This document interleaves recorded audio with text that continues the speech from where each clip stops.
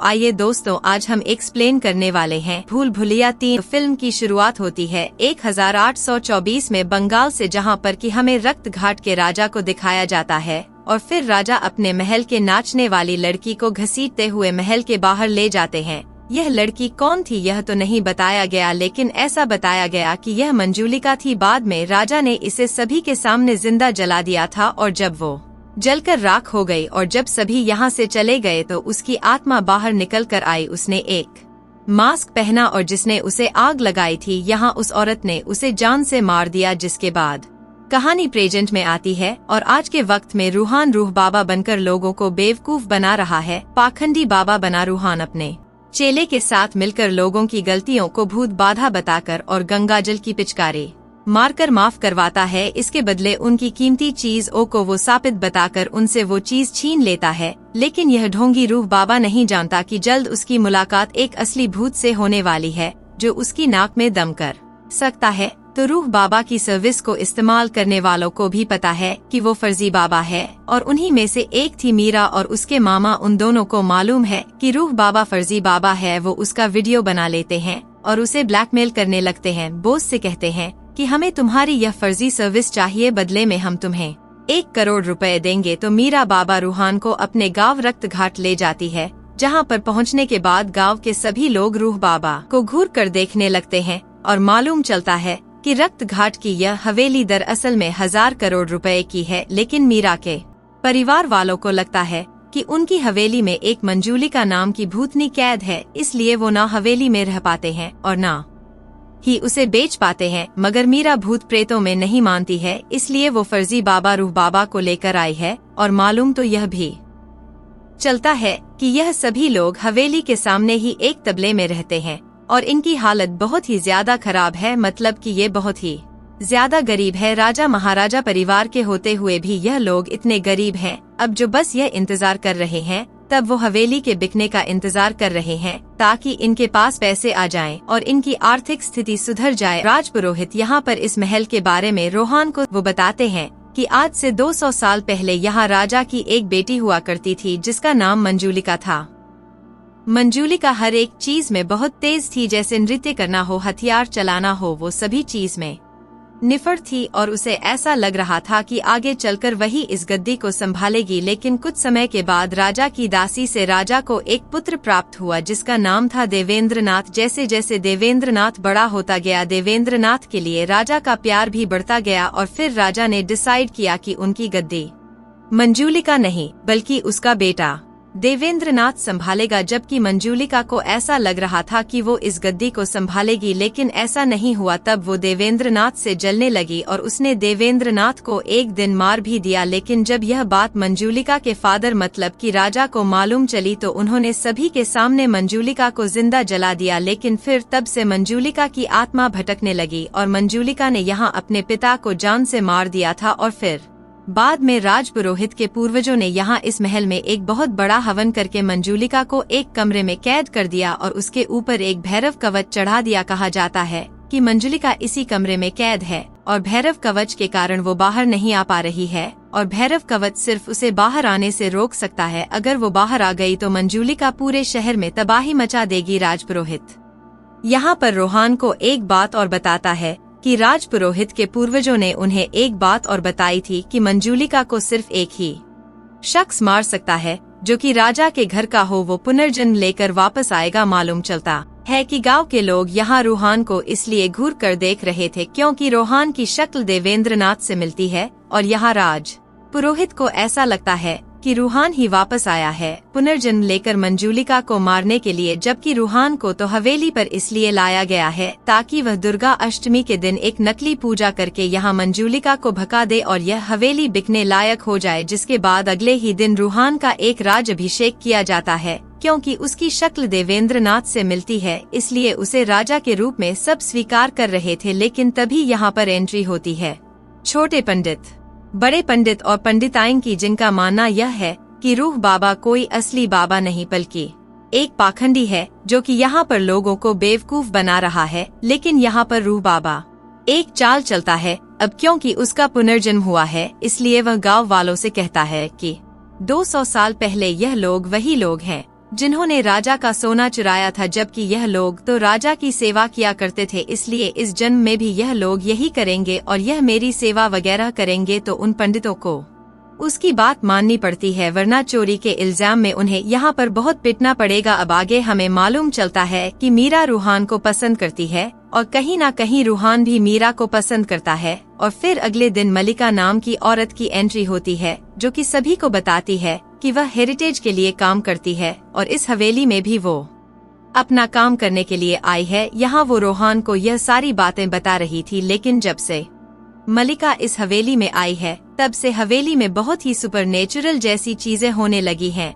जैसे देवेंद्रनाथ की तस्वीर का जल जाना, तो कभी रेडियो से मंजूलिका की आवाज आने लगना। और जब से मलिका यहाँ पर आई है तब से रूहान को रात को डरावने सपने भी आने लगे हैं। और फिर एक दिन रूहान देखता है कि जिस दरवाजे के पीछे मंजूलिका कैद है वो दरवाजा भी खुल चुका है। और दरवाजे खुलते ही यहाँ पर बहुत सारी सुपरनेचुरल एक्टिविटी होने लगती है। कोई उनके ऊपर बार बार हमला कर रहा था, लेकिन तभी सामने यहाँ पर मलिका आती है और वो उन्हें इन पंडितों के सामने ले जाती है। और मालूम चलता है कि दरअसल में इतने दिन से जो इंसान डरा रहे थे वो कोई और नहीं बल्कि यही पंडित थे। और इनके बारे में अब हमें मालूम चलता है कि दरअसल में यह लोग हल्दी घाटी में रहा करते थे, लेकिन वहाँ तूफान और आंधी आने की वजह से इनका घर पूरी तरह से तबाह हो गया था। बाद में यह लोग यहाँ पर पहुँचे। जब वो इस हवेली में पहुँचे तो इन्हें पता चला कि यह तो मंजूलिका भूतनी की हवेली है। लेकिन जैसे ही वो अंदर गए तो मालूम चला कि मंजूलिका जिस दरवाजे के पीछे कैद है वो दरवाजा पहले से ही खुला हुआ था। अब क्योंकि ये लोग बेघर हो चुके थे और इन्हें रहने के लिए कोई घर भी चाहिए था, इसलिए वो इसी हवेली में रहने लगे थे और लोगों को डराने भी लगे थे। इसी वजह से तो कोई भी इस हवेली को नहीं खरीद रहा था। अब जब रूहान को यह बात मालूम चली कि दरवाजे के पीछे मंजूलिका नहीं है तो उसका कॉन्फिडेंस हाई हो जाता है और वो राजा से कहता है कि वो दुर्गा अष्टमी तक इंतजार नहीं करेगा, बल्कि वो तो कल ही लोगों के सामने पूजा कर देगा और बता देगा कि उसने मंजूलिका को यहाँ से भगा दिया है। बदले में यहाँ पर रूहान मल्लिका से कहता है कि क्या तुम मंजूलिका बनकर दरवाजे के पीछे मंजूलिका की एक्टिंग करोगी, जिस पर कि यहाँ मल्लिका हाँ बोल देती है। तो अगले दिन मल्लिका मंजूलिका की एक्टिंग करती है दरवाजे के पीछे, लेकिन मल्लिका की एक्टिंग इतनी रियल थी कि ऐसा लग रहा था कि मल्लिका के अंदर ही मंजूलिका है। यह चीज रूहान ने भी कहीं ना कहीं देख ली थी, इसलिए उसे भी तो डर लग रहा था। तभी यहाँ पर राजपुरोहित आता है और वो यहाँ रूहान को समझाता है कि यह बहुत ही गलत है, क्योंकि तुम नहीं जानते हो कि तुमने क्या किया है। लेकिन रूहान उनकी बात नहीं मानता है, क्योंकि यह दरवाजा तो पहले से ही खुला हुआ था, इसलिए कोई प्रॉब्लम नहीं होगी, यह उसे बहुत अच्छे से मालूम है। तो कमरे की पूजा हो जाने के बाद इन्हें एक और खुफिया रास्ते के बारे में मालूम चलता है और इन्हें एक ऐसे दरवाजे के बारे में मालूम चलता है जिसके ऊपर भी वरव कवच चढ़ा हुआ था और उसे पूरी तरह से बंद किया गया था। तो रूहान को ऐसा लगा कि यह दरवाजा भी वैसे ही होगा जैसे पहले वाला था, उसमें भी मंजूलिका नहीं थी तो इसमें भी नहीं होगी, इसलिए वो इस दरवाजे को खोल देता है।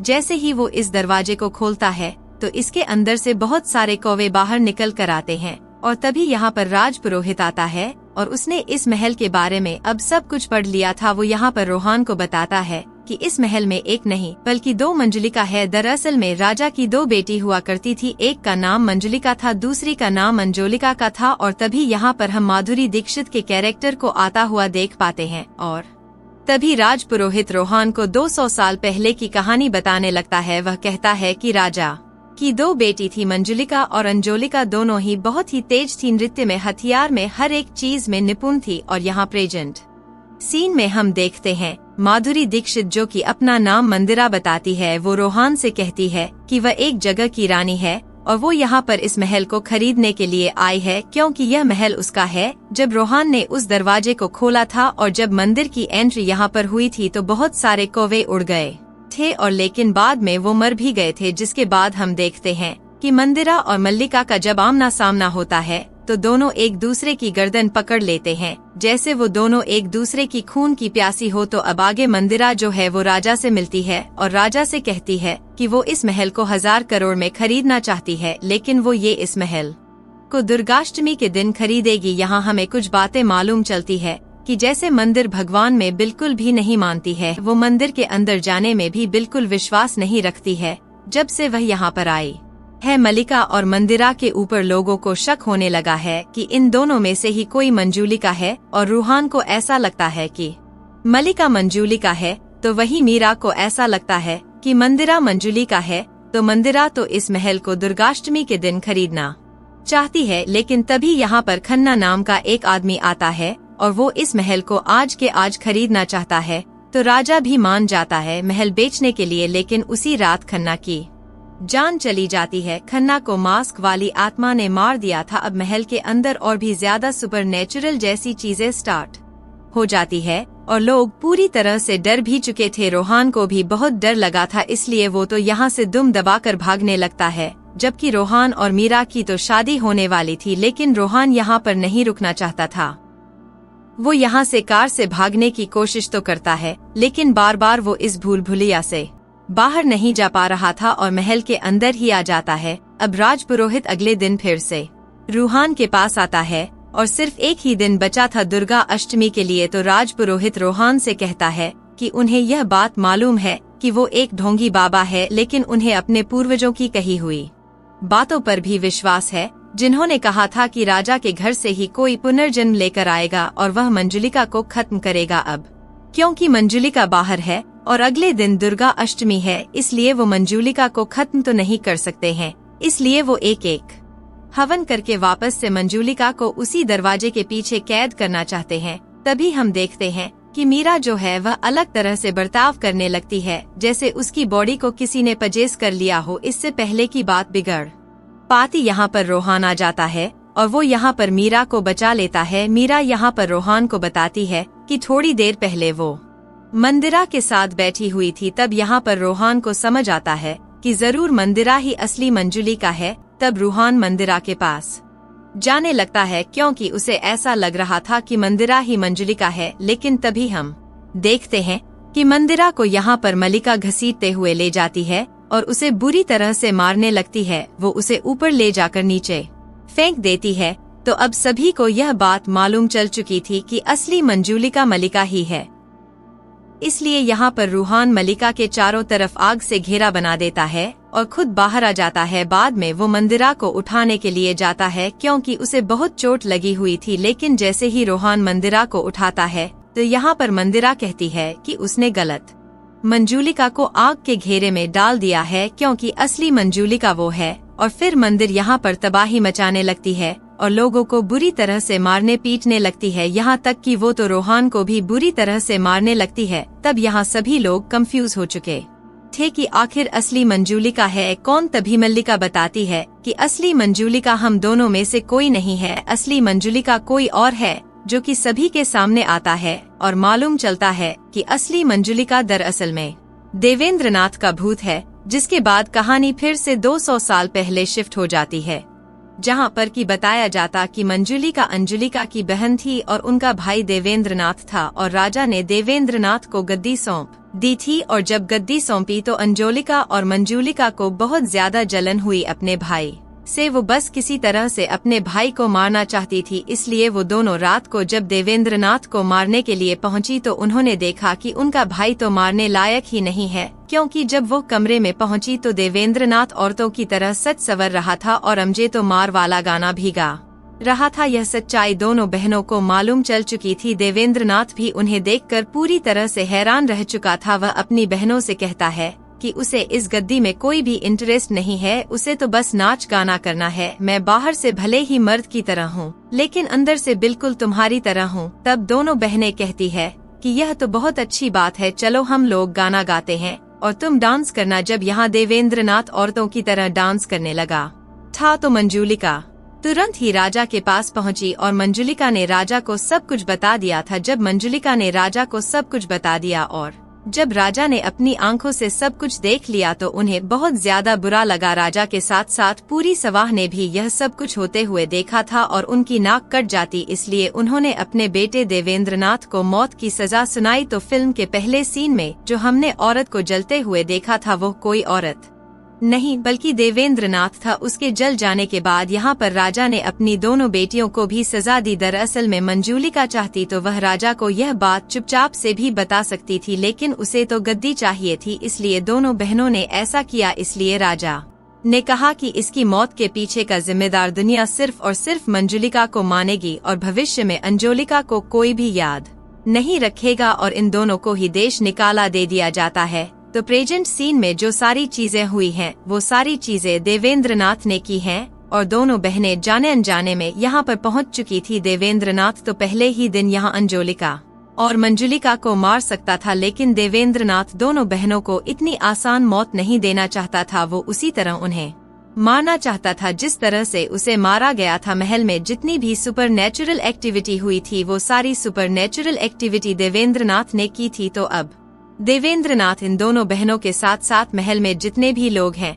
उन सभी लोगों को आग में जलाकर मारने वाला है। लेकिन देवेंद्रनाथ अब उस जगह पर फंस जाता है जहां पर कि रोहान ने गंगाजल छिड़क कर रखा हुआ था, इसलिए अब वो कहीं पर भी नहीं जा सकता है। वो एक ही जगह पर खड़ा रहेगा। राजपुरोहित इन दोनों बहनों को आग देता है और इसे जलाने के लिए कहता है, लेकिन इस बार दोनों बहनें ऐसा नहीं करती है। वो कहती है कि 200 साल पहले जो उन्होंने गलती की थी, वो इस बार वो ये गलती नहीं करेंगे। 200 साल बाद उनका पुनर्जन्म हुआ है, इसे मारने के लिए नहीं, बल्कि इस गलती को सुधारने के लिए हमें अपने भाई को समझना चाहिए था। लेकिन गद्दी के लालच में हमने अपने भाई को ही मरवा दिया, जबकि उसे तो गद्दी में भी कोई इंटरेस्ट नहीं था। तब दोनों बहनें उसे आग में नहीं जलाती है और उससे कहती हैं, किन लोगों ने कुछ भी नहीं किया है। अगर जान किसी की जानी चाहिए तो वह हम दोनों बहनें हैं। लेकिन देवेंद्रनाथ यहाँ अपनी दोनों बहनों को भी माफ कर देता है, क्योंकि देवेंद्रनाथ अपनी दोनों बहनों से बहुत ज्यादा प्यार किया करता था और जब आज वो उससे माफी मांग रही हैं,